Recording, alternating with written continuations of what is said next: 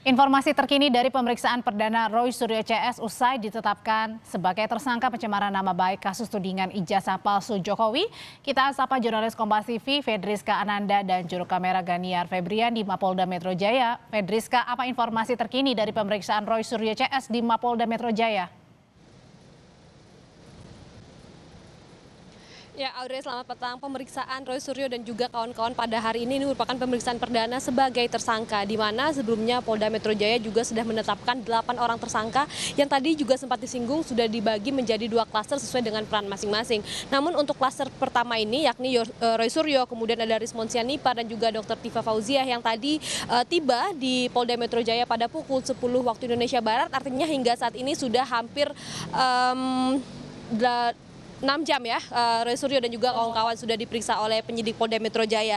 Di mana terkait dengan pemeriksaan hari ini tentu kita bertanya apa yang sebetulnya didalami oleh penyidik terkait dengan pemeriksaan Roy Suryo. Karena kalau misalkan kita juga menyimak begitu bagaimana kasus ini bergulir, sebelum ditetapkan sebagai tersangka, Roy Suryo dan juga kawan-kawan ini dari penyidik ini sudah memeriksa 130 saksi dan juga 22 ahli termasuk pendalaman terhadap 723 barang bukti yang kemudian akhirnya menetapkan 8 orang tersangka dalam kasus dugaan fitnah ataupun tudingan ijazah palsu terhadap Presiden Joko Widodo. Dan kemudian kalau misalkan untuk pemeriksaan pada hari ini tadi juga ketika sebelum memasuki gedung Polda Metro Jaya, Roy Suryo mengatakan bahwa dirinya optimis untuk tidak ditahan pada hari ini karena memang ia juga membawa bukti versi Roy Suryo dan juga teman-teman terkait dengan tuduhan ini. Namun kalau misalkan kita juga menyimak kemarin dari Ade Darmawan yang juga melakukan permohonan kepada Polda Metro Jaya terkait dengan penahanan Roy Suryo, tentu kita bertanya-tanya apakah pada pemeriksaan perdana ini Roy Suryo dan juga kawan-kawan akan ditahan oleh